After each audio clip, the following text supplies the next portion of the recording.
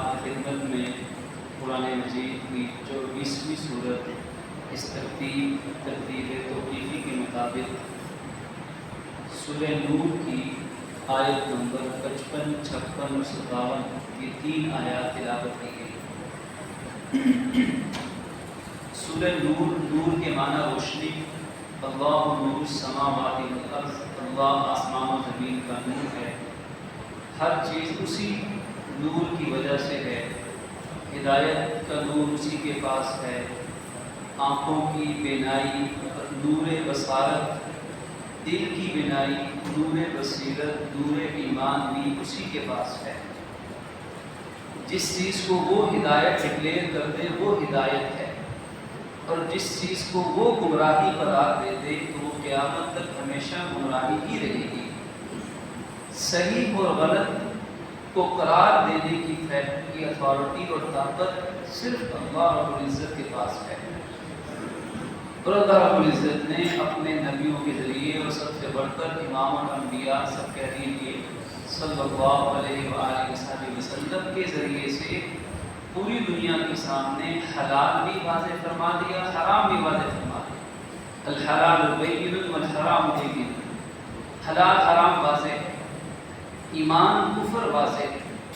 ہدایت اور گمراہی واضح ہے، ظلم اور انصاف واضح ہے، ظالم اور مظلوم کا انجام بھی واضح ہے۔ یہ آیات بینات ہیں، یہ سورہ نور آیات بینات ہیں۔ قرآن شروع میں کہتا ہے کہ یہ سورت ہے، ہم نے اسے نازل کیا ہے، وفرضناها، ہم نے اس کے احکامات کو فرض کیا ہے، اور ہم نے اس میں آیات بینات اتاری ہیں تاکہ تم سمجھ سکو۔ آج ان آیات بینات کے میں سے صرف آپ کے سامنے 3 آیات اس سورہ نور کی پڑھی گئی۔ سورہ نور کی فضیلت یہ ہے کہ آقا دو جہاں صلی اللہ علیہ وسلم فرماتے ہیں کہ اپنی عورتوں کو سورہ نور پڑھاؤ، یعنی ہر مسلمان عورت، ماں، بہن، بیٹی کو سورہ نور آنی چاہیے، یعنی اس کا مطلب آنا چاہیے، اس کے اندر جو احکامات بتائے گئے وہ احکامات پتہ ہونے چاہیے۔ سورہ نور اس کا بنیادی موضوع معاشرتی زندگی کے آداب ہے، یعنی اس سورت کے اندر ایسے آداب زندگی سکھائے گئے ہیں، اگر ان آداب زندگی کو اپنا لیا جائے تو وہ معاشرہ، وہ سوسائٹی دنیا کی سب سے بہترین سوسائٹی، بہترین معاشرہ، بہترین قوم اور بہترین ریاست اور بہترین حکومت بن سکتی ہے۔ اس معیار پر انسانوں کو لایا گیا ہے کہ اس سورہ نور کے معاشرتی احکامات پہ عمل کرنے والے کے پیچھے دنیا کے تمام انسان اس کے پیچھے پیچھے چل کر ہی کامیاب ہو سکتے ہیں۔ یہ سورہ نور کی خوبی اور خاصیت ہے۔ میں ان آیات کے ترجمے اور ان کے آیات میں بیان کیے گئے احکامات کی طرف جانے سے پہلے، اور آج پوری دنیا خاص طور پہ امت مسلمہ جو فلسطین میں، غزہ میں ہونے والے اس انسانی تاریخ کے بدترین ظلم و جبر و تشدد پر جو آج افسردہ اور غمزدہ ہیں،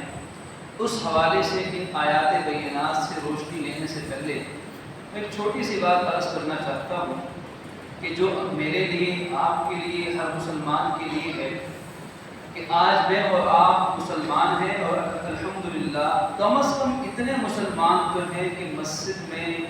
اذان کے وقت بھی جماعت کی حاضری کے لیے اللہ توفیق دے رہا ہے۔ اگرچہ ہمارا کمال نہیں، اسی نے قدم اٹھائے، توفیق بخشی، کم از کم اتنے مسلمان تو ہیں، اللہ قبول فرما لیں۔ لیکن آج اچھے سے اچھا مسلمان بھی اپنا موازنہ کرے اس زمانے کے مسلمانوں کے ساتھ جن کو قرآن نے کہا کہ اگر تم ان کی طرح ایمان لاؤ گے تو تب ایمان والے بنو گے، اگر تم ان کی طرح ہدایت پاؤ گے تو تب ہدایت یافتہ کہلاؤ گے۔ اولئک علی ھدی من ربہم واولئک ھم المفلحون۔ وہ صحابہ و اہل بیت رضی اللہ عنہم اجمعین، ان کا ایمان، ان کی ہدایت، ان کی زندگیاں وہ معیار قرار دے دی گئی قیامت تک کے تمام انسانوں کی ایک سٹینڈرڈ قائم کر دیا گیا۔ ان کا ایمان کیا تھا؟ وہ ایمان کیسے بنا؟ رسول کائنات صلی اللہ علیہ وآلہ وسلم کی بعثت سے پہلے ہم جانتے ہیں کہ عرب بکریاں، اونٹ چرانے، چراگاہوں پہ قبضہ کرنے اور قبائلی تعصب میں زندگی گزارنے سے زیادہ ان کی سوچ، ان کی فکر، ان کی دماغی صلاحیت نہیں ہوا کرتی تھی۔ دو چار اشعار کہہ دیے، اپنی زبان دانی پہ ناز کرتے کرتے مر گئے، اپنے بڑے بوڑھوں کے قصے کہانیاں سناتے سناتے مر گئے۔ اس سے زیادہ انہیں کچھ پتہ نہیں تھا کہ بکری بس چرانی ہے، ریوڑ ایک ہے تو دو ہو جائیں گے، اونٹ کو کیسے قابو کرنا ہے اور آپس میں تعصب کیسے نکالنا ہے۔ کوئی بین الاقوامی سوچ عرب میں نہ تھی، بلکہ بتوں کے سامنے سجدے ٹیکنے کو وہ کسی کو سب کچھ سمجھتے تھے۔ کائنات کی وہ عظیم ہستی امام الانبیاء صلی اللہ علیہ وآلہ وسلم ہیں، جنہوں نے آگے عرب کو سب سے پہلے، آپ عرب کے اندر مبعوث ہوئے سب سے پہلے، عرب کی سوچ کو بدلا کہ تمہارے اندر اللہ نے ایک صلاحیت رکھی ہے، تمہارا مقصد زندگی صرف اونٹ بکریاں چرا کے مر جانا نہیں ہے، بلکہ اللہ تعالیٰ کے ساتھ اللہ تعالیٰ تمہیں ایک پیشکش کر رہا ہے، اللہ تعالیٰ تمہیں ایک ڈیل دے رہا ہے۔ اگر تم اس پہ عمل کرو تو ان بکریوں، گھوڑوں اور اونٹوں کی لگامیں تمہارے ہاتھ میں نہیں ہوں گی، اس کے نتیجے میں پوری کائنات کی حکومت و ریاست کی لگام تمہارے ہاتھ میں آ جائے گی۔ تفصیلات کا وقت نہیں، حضرت عمر فاروق رضی اللہ عنہ وہ خود فرماتے ہیں اور اپنے زمانہ خلافت میں یہ کہہ کے روتے بھی تھے، اس کو یاد کر کے آپ دیدہ بھی ہوتے تھے کہ میں وہ عمر ہوں کہ جب میں اپنے باپ خطاب کی بکریاں چرایا کرتا تھا تو میرا باپ مجھے ڈانٹتا تھا، میرے والد مجھے ڈانٹ ڈپٹ سے کام لیتے تھے کہ خطاب تمہیں بکریاں چلانا نہیں آتی، خطاب تو اونٹ نہیں چلا سکتے، صحیح چرواہے بھی نہیں بن سکتے۔ تو یہ حالت تھی کہ ایک چرواہے کی جو 100% ذمہ داریاں ہیں شاید وہ بھی پوری طرح ادا نہ ہوتی اور باپ سے ڈانٹ پڑ جاتی۔ ذرا ایک لمحے کے لیے تصور کیجیے، اگر رسول کائنات مبعوث نہ ہوتے، قرآن نہ آتا، تو خطاب کا یہ بیٹا عمر جو بعد میں فاروق بنے، جو پوری دنیا کے وہ حکمران بنے کہ آج بھی پوری دنیا ان کے بنائے ہوئے حکمرانی کے قوانین پہ چلنے پر مجبور ہے، جنہوں نے قیامت تک آنے والے حکمرانوں کو، ریاستوں کو آداب ریاست، آداب حکمرانی سکھا دیے، وہ عمر زیادہ سے زیادہ کیا بنتا اگر اسلام کی دولت، ایمان کی دولت، قرآن کی دولت، نبی کا دامن ہاتھ میں نہ ہوتا تو وہ یقیناً وہ عمر زیادہ سے زیادہ ایک اچھا چرواہا بنتا اور آخرکار مر کے دنیا سے چلا جاتا۔ وہ عمر کبھی فاروق نہ بنتا، وہ عمر کبھی امیر المؤمنین نہ بنتے، وہ عمر کبھی رہتے دنیا کے ریاستوں کے لیے ایک لازوال داستان اور قوانین اور آداب ریاست کبھی طے نہ کر سکتے۔ یہ کیا چیز تھی کہ ایک چرواہے کو، ادنا چرواہے کو کیا وہ طاقت مل گئی، کیا وہ سوچ اور فکر حاصل ہو گئی کہ پوری دنیا کے انسان آج بھی اس کی حکمرانی کے اصول سے سبق سیکھنے کے لیے تیار۔ یہ وہ سبق تھا جو رسول کائنات صلی اللہ علیہ وآلہ وسلم نے ان عربوں کے بدوؤں کو بھی سکھا دیا تھا کہ تم صرف اونٹ کے چرواہے بننے کے لیے نہیں آئے، تم تو پوری دنیا پر حکمرانی کرنے کے لیے آئے ہو، دیکھو یہ نظام ہے، یہ اس کا طریقہ ہے، اگر تم اس طریقے پر چلو گے تو اس کائنات کا مالک تم سے یہ وعدہ کرتا ہے کہ میں اور میری ساری طاقت تمہارے ساتھ ہے، تمہیں غلبہ دوں گا، تمہیں حکومت دوں گا، تمہیں غلبہ دین دوں گا اور تمہارے خوف کو امن سے بدل دوں گا، تمہاری تنگ دستی کو میں خوشحالی سے تبدیل کر دوں گا، تمہارے جھگڑوں کو میں تمہارے باہمی محبت و اتفاق سے تبدیل کر دوں گا، تمہاری بے سکونی کو میں امن و سکون کے ساتھ تبدیل کر دوں گا۔ وہ خالق یہ وعدہ کرتا ہے، نظام اس نے دیا ہے، طریقہ یہ ہے، راستہ یہ ہے، بس اس پہ چلنا تمہارا کام ہے، اور پوری کائنات اور پوری دنیا کی خلافت اور نظام حکومت تمہارے قدموں میں ڈال دینا اس رب کا کام ہے۔ یہ بات حضور نے اپنی امت کو سمجھائی۔ جو بکری چرانا نہیں جانتے تھے ان بدوؤں نے، وہ عام لوگوں نے، وہ کیا بن گئے؟ وہ صحابہ کرام بن گئے۔ ان کی شان و عظمت میں قرآن اترنا شروع ہو گیا، ان کے جنازوں میں عرشوں کے فرشتے آ کے شرکت کرنے لگ گئے، اور وہ کائنات کی وہ سب سے مقدس ترین جماعت قرار پائے جن کو زندگیوں میں ہی اللہ نے اپنی رضا کا سرٹیفکیٹ عطا فرما دیا۔ لیکن یہ آفاقی سوچ تھی، یہ عالمگیر سوچ تھی، یہ قائدانہ صلاحیت تھی کہ پوری انسانیت کی سوچ کو ہدایت کی طرف لے کر آنا۔ اور حقیقت یہ ہے کہ جب سے مسلمانوں کی یہ سوچ بدلی، جب یہ سوچ بھی اس خدائی پیشکش پر وہ عمل کرتے رہے تو کائنات میں وہ غالب رہے، اور جب مسلمان کائنات میں غالب رہے، صحیح مسلمانوں کی، عدل کرنے والے حکمرانوں کی جب تک کائنات میں حکومت رہی تب تک دنیا میں امن قائم رہا، چاہے وہ دور نبوی، چاہے وہ دور خلفائے راشدین، چاہے وہ بعد کے زمانے میں، چاہے وہ خلافت عثمانیہ کا عثمانی امپائر کیوں نہ ہو، جب مسلمان دنیا میں غالب رہے، دنیا میں امن قائم رہا، مسلم غیر مسلم سب کو سکون ملتا رہا، سب کے حقوق ملتے رہے۔ لیکن تاریخ انسانی گواہ ہے کہ جب مسلمان زوال پذیر ہوئے، مسلمان زیر نگوں ہو گئے، مسلمان غلامی کی زنجیروں میں جکڑے گئے اور کفار غالب آ گئے، دنیا نے کبھی سکھ کا سانس نہیں لیا ہے۔ تاریخ اٹھا کر دیکھ لیجئے، اگر یہودی غالب آئے دنیا برباد ہوتی گئی، عیسائی غالب آئے دنیا کے مقدر میں بربادیاں لکھی جاتی رہی، کہیں منگول آئے، کہیں چنگیز آئے، جہاں ہم کفر کا غلبہ دیکھیں گے، جس تاریخ انسانی کے دور میں دنیا میں بربادی اور بے سکونی اور قتل و غارت نظر آئی، جیسے کہ آج ہو رہا ہے۔ اس لیے کہ خالق کا وعدہ کافروں کے نافرمانوں کے ساتھ نہیں ہے امن قائم کرنے کا۔ ابھی آیات کا ترجمہ سماعت فرمائیے، اللہ کا وعدہ ایمان والوں کے ساتھ ہے، کفار کے ساتھ نہیں ہے۔ کفار غالب آئیں گے تو سزا کفار کو بھی ملے گی اور امت مسلمہ کو بھی ملے گی، دونوں کو سزا ملے گی۔ اللہ کا وعدہ صرف اپنے بندوں، نیک بندوں سے ہے، ایمان والوں سے ہے کہ تم یہ کام کرو تو میں یہ خلافت عرضی تمہیں دوں گا، اور جب تمہیں دوں گا تو میری مدد تمہارے ساتھ ہوگی، اور میری مدد سے جب حکومت قائم ہوگی تو پوری دنیا میں امن ہوگا۔ علامہ ابو الحسن علی ندوی رحمۃ اللہ علیہ نے کتاب لکھی ہے جس کا اردو ترجمہ موجود ہے، ماذا فصل العالم بانحطاط المسلمین۔ اس کتاب میں آپ نے لکھا ہے کہ دنیا میں مسلمانوں کے زوال پذیر ہونے سے دنیا کا کیا نقصان ہوا ہے۔ مسلمانوں کے زوال مسلمان زوال کے اندر ہیں کہ ایک نقطے جیسا چھوٹا سا ملک اور ریاست، چند ملین، چند لاکھ، ایک آپ کہہ لیں کہ انسانی تاریخ کے دہشت گردوں کا گروہ، وہ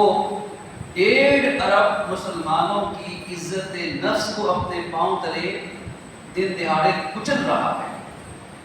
اور وہ چند لاکھ، اتنی کم تعداد، ظاہری طور پر اگر یہ 1.5 ارب مسلمان، 2.25 ارب اگر زور سے پھونک بھی مارے نا تو شاید وہ اسرائیل ہوا میں اڑ جائے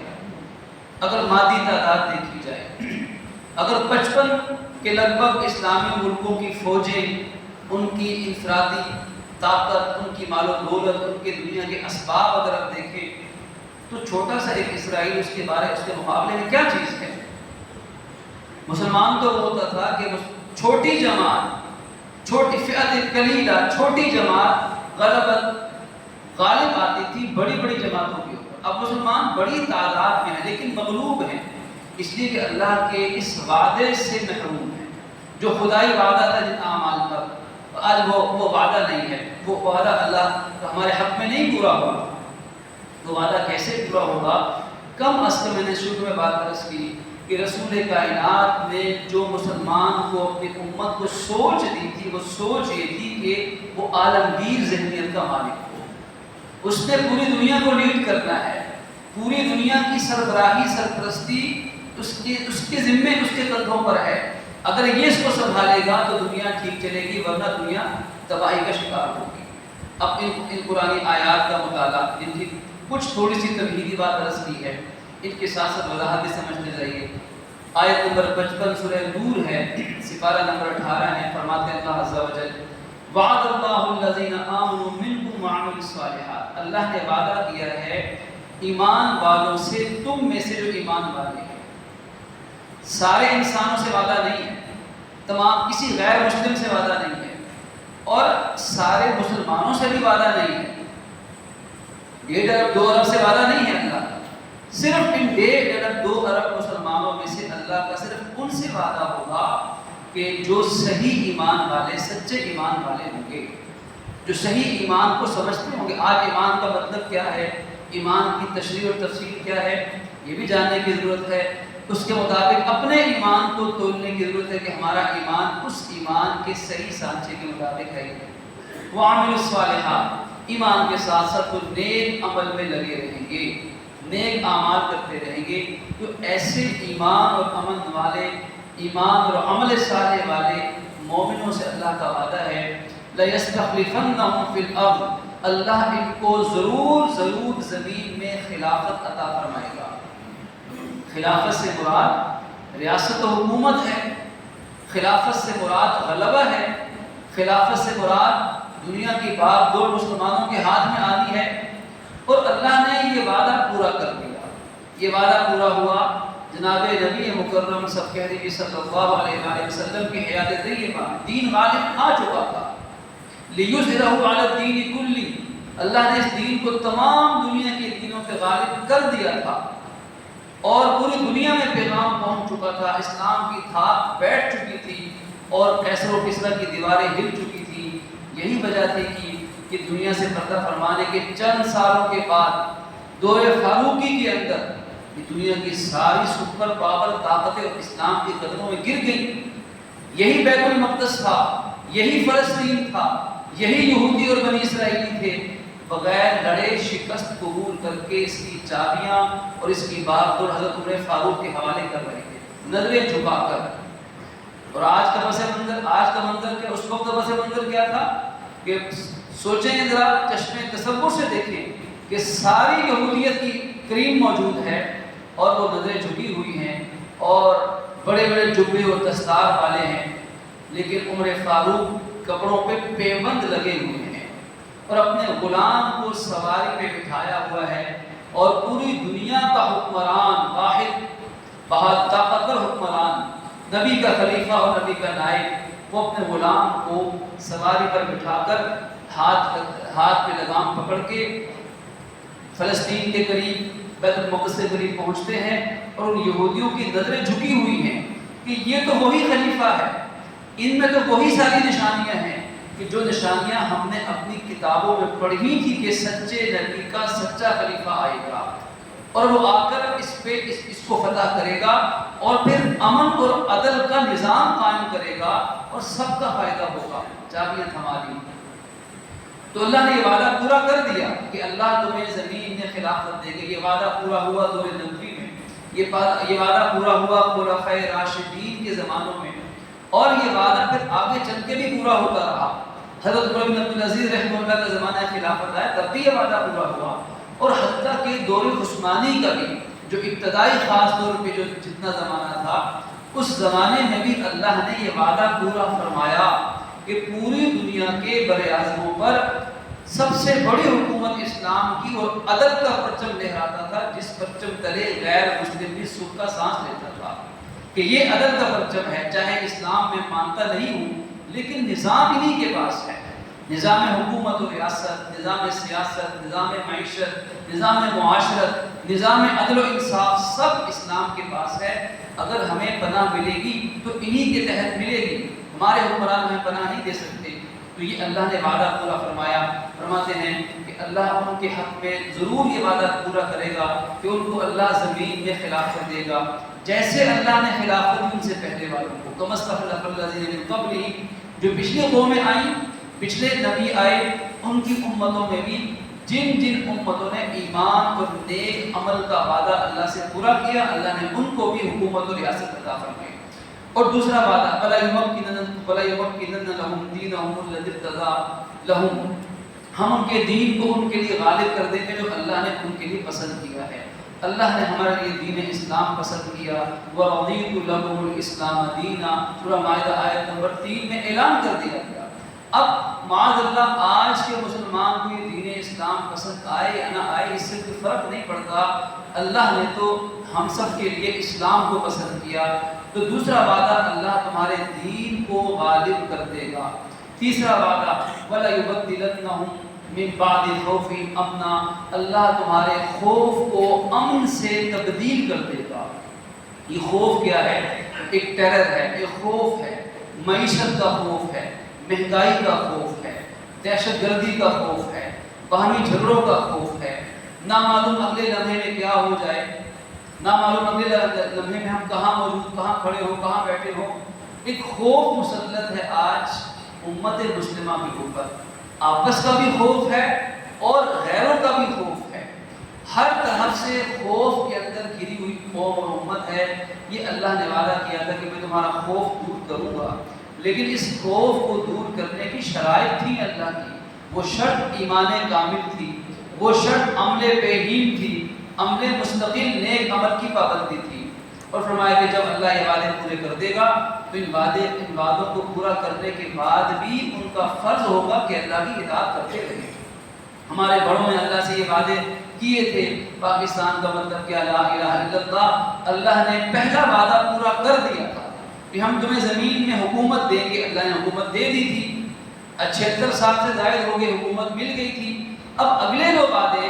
کہ تمہیں دین کا غلبہ بھی ملے گا اور تمہیں امن و سکون کی زندگی بھی ملے گی، ان دو وعدوں کے لیے لازم تھا کہ یعبدوننی، وہ میری عبادت کرتے رہیں، لا یشرکون بی شیئا، میرے ساتھ کسی کو شریک نہیں کرنا ہوگا۔ یہ نہیں کہ صرف اللہ سے وعدہ پورا کروا کے بعد میں جو مرضی کرتے رہیں گے، بعد میں اسلام کی راہ میں رکاوٹیں حائل ہوتی رہیں کوئی حرج کے بعد۔ اللہ کے وعدے پہلے بھی ہیں اور بعد بھی ہیں۔ اور ومن کفر بعد ذلک، جس نے اس کے بعد ناشکری کی، اس اللہ کے دیے ہوئے نظام، اللہ کے وطن کی ناشکری کی، فاولئک هم الفاسقون، یہی لوگ تو بڑے گنہگار ہیں۔ پھر اللہ کا وعدہ تھا واقیموا الصلاۃ، نماز قائم کرتے رہنا۔ یہ تین وعدے، زمین میں حکومت ریاست دوں گا، دین تمہارا غالب کر دوں گا، تمہیں ہر طرح کا امن دے دوں گا، لیکن اس کے ساتھ شرط تھی اقیموا الصلاۃ، نماز قائم کرنا۔ آج امت مسلمہ میں کتنے فیصد پختہ نمازی ہیں؟ کتنے فیصد پختہ نمازی؟ ہمیں صاحب لگا کہ ہر بندہ اپنے طور پہ جان سکتا ہے، تحقیق کر سکتا ہے۔ یہ اللہ کا وعدہ 100% امت کے نمازی ہونے پر تھا کہ میں تمہارے ساتھ یہ بھلا کروں گا، لیکن نماز قائم کرنا۔ آج اسی لیے کسی یہودی نے کبھی کہا تھا کہ ہمیں اس وقت تک مسلمانوں کا کوئی خوف نہیں جب تک ان مسلمانوں کے جمعے کے نمازی فجر کی نماز میں پورے نہیں ہو جاتے۔ جب تک فجر کی نماز میں جمعے کے برابر نمازی نہیں ہوتے، تب تک ہمیں ان مسلمانوں سے کوئی پرواہ نہیں ہے۔ یہ یہودی ہم سے زیادہ قرآن کو سمجھ رہے ہیں آج، اس لیے ہم چیخیں، ہم چلائیں، ہمارے ظاہری طور پر زندہ ہو قرآن، وہ فلسطین کے حق میں کوئی ایک آدھ بیان داغ بھی دے تو فلسطین بیچارہ وہ اپنی جنگ، اللہ انہیں ہمت اور توفیق عطا فرمائے، وہ تو پوری امت کی طرف سے فرض کفایہ ادا کر رہے ہیں، ان کے پاس دینے کے لیے صرف جان بچی ہے وہ بھی لگا رہے ہیں۔ اسرائیل کو، ان یہودیوں کو ہماری ان دھمکیوں سے کوئی فرق نہیں پڑتا، ہمارے 2-4 آفیشل سرکاری بیانات دے دینے سے ان کو کچھ، اس لیے کہ وہ جانتے ہیں کہ یہ مسلمان اگر چیخیں گے بھی، چلائیں گے بھی، ان کے ساتھ ان کے رب کی مدد اس وقت تک نہیں ہوگی جب تک یہ نمازی نہیں بن جاتے۔ اور انہوں نے ہمیں ایسے کام دھندوں میں لگایا کہ نماز کے لیے وقت نہیں ملتا، نماز پڑھنا وبال جان لگتا ہے۔ تو اللہ کا وعدہ، اگر نمازی 5% بھی ہوں اور ان 5% میں سے بھی دیکھیے کہ کتنوں کو نماز کے صحیح مسائل کا بھی علم ہے، نماز کا طریقہ بھی، کتنوں کی نماز میں خشوع و خضوع پایا جاتا ہے، تو وہ 5-7% جو امت میں سے نمازی ہیں ان کی شرح اور کم ہو جائے گی۔ پھر دیکھ یہ بدنی عبادت تھی، اس میں تمام بدنی عبادات شامل ہیں۔ اگلا اعلان تھا وآتوا الزکاۃ، زکوٰۃ دو، زکوٰۃ دینے والوں کی شرح نماز پڑھنے والوں سے بھی کم ہو گئی۔ اگر فرض کریں اگر نمازی امت میں 5% ہیں تو زکوٰۃ دینے والے 3% ہوں گے، اور جو زکوٰۃ شریعت کے مطابق دے رہے ہیں ان کی شرح اور کم ہو جائے گی، 1-2% رہ جائے گی۔ پھر اس کے بعد تیسری شرط تھی اللہ کے ساتھ، تیسرا معاہدے کی شرط یہ تھی وہ اطیعوا الرسول، اور تم نے رسول کی اطاعت بھی کرنی ہے۔ اب یہاں سوال اٹھتا ہے یا اللہ نماز بھی پڑھ لی، یا اللہ زکوٰۃ بھی دے دی، تو اب کون سی اطاعت رہ گئی جس کو آپ فرما رہے ہیں کہ میرے نبی کی رسول کی اطاعت بھی کرنی ہے؟ تو جواب ملے گا صرف نماز اور زکوٰۃ دین نہیں، تمہارا کھانا پینا بھی دین ہے، تمہارا شادی بیاہ غم و خوشی کے اندر شرکت کرنا یہ بھی دین ہے، تمہارے بیت الخلاء سے بیت اللہ تک کی زندگی سارا دین ہے، تمہاری سیاست بھی دین، تمہاری تجارت بھی دین، تمہاری معاشرت بھی دین، تمہارے معاملات بھی دین، یہ پورا دین ہے جو رسول اللہ کی زندگی سے تمہیں مل چکا ہے۔ صرف نماز اور زکوٰۃ پر تم سے اللہ کا وعدہ نہیں، حضور کی سیرت اپنانے پر اللہ کا تم سے یہ وعدہ ہے۔ یعنی آسان لفظوں میں کہ صرف مسجد کے اندر آ کر مسلمان نہیں ہونا، مسجد کے باہر بھی مسلمان ثابت کرنا ہے۔ تو جب یہ کام ہوئے تب اللہ کی مدد آئی، لعلکم ترحمون، تاکہ اللہ تم پہ رحم کرے، اللہ کی رحمت اترتی رہی، مدد اترتی رہی، مسلمانوں کی خلافتیں قائم ہوتی رہی، اور غلبہ دین بھی ہوتا رہا، اور دنیا کا خوف ختم ہوتا رہا، اور دنیا میں امن و امان قائم ہوتا رہا۔ اب ہم کہیں گے یا اللہ ہم کو دشمن سے نہیں لڑ سکتے، ہم نمازی بھی بن جائیں گے انشاءاللہ، سب کہتے ہیں انشاءاللہ العزیز، خود بھی نمازی بنیں گے، ہم اوروں کو بھی نماز کی دعوت دیں گے، نماز قائم کریں گے، اکیلی نماز نہیں، قیام صلاۃ کا مطلب اوروں کو بھی دعوت دینا، سب بندی صحیح طرح کرنا، باجماعت نماز پڑھنا، ہم زکوٰۃ بھی دینے کی کوشش کریں گے، حضور کی اطاعت بھی کریں گے، تو یا اللہ پھر کیا ہوگا، ہم تو دشمن سے کیسے لڑیں؟ اللہ پاک فرماتے ہیں لا تحسبن الذین کفروا معجزین فی الارض، باقی جہاں تک ان کافروں کا معاملہ ہے تو یہ مت سمجھنا کہ یہ کافر زمین میں اللہ کو شکست دے سکتے ہیں، ان کی طاقت میرے رب کی طاقت سے زیادہ نہیں ہے، ومأواہم النار، ان کا ٹھکانہ تو آگ ہے، دنیا میں آج یہ آگ برسا رہے ہیں، کل خود جہنم کی آگ میں ہوں گے، اور وہ جہنم وَلَبِئْسَ الْمَصِيرُ بہت ہی برا ٹھکانہ ہوگا۔ تو یہ جو آیات خلافت ہیں، جن میں خلافت عرضی کا وعدہ ہے، پوری امت مسلمہ آج ان آیات کا موازنہ آج کی امت مسلمہ سے لگا لیجیے۔ یہ آیات بتا رہی ہیں کہ یہ امت مسلمہ، امت محمدیہ پوری دنیا کی سربراہی کے لیے اللہ نے دنیا میں بھیجی تھی، لیکن آج قرآن سے دوری، رسول اللہ کے فرمان سے دوری، ایمان سے دوری، حضور کی سیرت و سنت سے دوری کا نتیجہ یہ ہے کہ جس امت نے ہمیشہ انسانی تاریخ میں اس نظام کو لے کر اٹھے اور دنیا پہ چھا گئے، آج ہماری حالت یہ ہے کہ آج غزہ پہ بم اور بارود کی بارش ہو رہی ہے، آج یہودی سہودی جابر اور بدبخت ان کے فوجی، ان کے پولیس والے، ان کے کارندے، وہ آج معصوم بچوں کو پکڑ کے گھسیٹ رہے ہیں، دودھ پیتے شیر خوار بچوں کو ان سے چھینا جا رہا ہے، پردہ نشین مائیں بہنیں ان کے سروں کو پکڑ کے بالوں سے گھسیٹ کر ان کی گبکتر بد گاڑیوں میں ڈالا جا رہا ہے۔ اگر ہم قرآن کھول کے دل پہ ہاتھ رکھ کے بات کریں تو آج امت مسلمہ کی غیرت اس وقت مر چکی تھی جس وقت پہلی کسی پردہ دار خاتون کے پردے پہ کسی بدبخت یہودی فوجی کا ہاتھ پڑا تھا۔ آج پورے اسلامی ملکوں کی فوجیں اس وقت شکست کھا چکی تھی کہ جس وقت معصوم بچوں کو اٹھا کے انہوں نے زمین پہ پٹکا تھا۔ آج امت مسلمہ وہ سبق کیوں نہیں ہے؟ آج ہم کھل کر پوری اخلاقی جرت کے ساتھ اہل فلسطین کی حمایت کے لیے ہم میدان میں کیوں نہیں نکل سکتے؟ آج ہمارے اندر طرح طرح کے شبہات ہیں، طرح طرح کی باتیں دماغوں میں ڈال دی گئی ہیں کہ نہیں جی وہ بھی تو یہودی میں تو اس زمین کے مالک ہیں، یہودی کیسے مالک ہو گئے؟ اگر آپ اپنے گھر کے باہر بیٹھے کسی فقیر کو اگر اس پہ رحم کھائیں اور اس کے آگے 4 لقمے ڈال دیں، ایک وقت آئے اور فقیر کہے کہ جی مجھے تھوڑا سا اپنے اس 2 کنال کی کوٹھی میں سے مجھے 1 فٹ جگہ ذرا بیٹھنے کے لیے دے دو، آپ اس پہ رحم کھائیں یا آپ غلطی کھائیں، جو بھی کریں، آپ کی غلطی ہو یا آپ کی نادانی ہو، اور آپ اس کو اپنے گھر کے کونے میں بٹھا دیں، اور وقت گزرنے کے ساتھ ساتھ وہ فقیر، وہ مانگنے والا، وہ آپ کے گھر کے اندر اپنا اثر و رسوخ جمع کرنا شروع کر دے، اور ایک وقت آئے کہ چند سالوں کے بعد آپ کی 2 کنال کوٹھی میں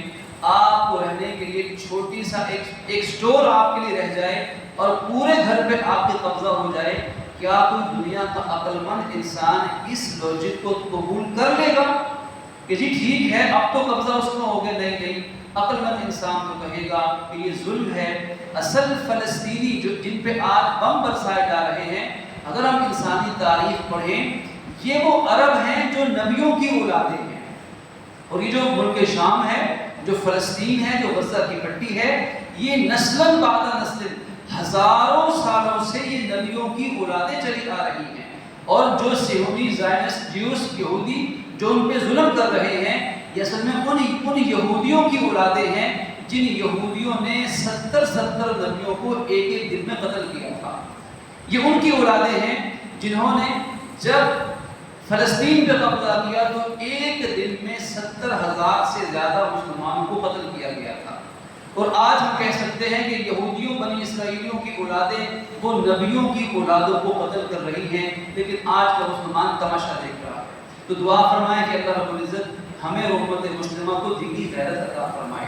دینی حمیت عطا فرمائے، ہمارا یقین مستحکم ہو جائے، اور جو ہمارے بس میں ہے، کم از کم دعا ہمارے بس میں ہے، کم از کم ان کے ساتھ جو مالی معاونت کوئی کر سکتا ہو وہ اس پر فرض ہے، اور کم از کم دنیا کے اندر ہم اپنا پرامن طریقے سے ہر سٹیج، ہر مقام پہ اپنا احتجاج ریکارڈ کروا سکتے ہیں، اخلاقی طور پر ان کے ساتھ تعاون کر سکتے ہیں، اور سب سے پہلے یہ ہے کہ مجھے اور آپ کو توبہ کرنی ہے، اللہ سے اپنے گناہوں کی معافی مانگنی ہے، اپنے ایمان اور اپنے عمل کو درست کرنا ہے، تب کہیں جا کر اللہ کی مدد ہمارے شامل حال ہوگی۔ اللہ رب العزت ہمیں توفیق عمل نصیب فرمائے۔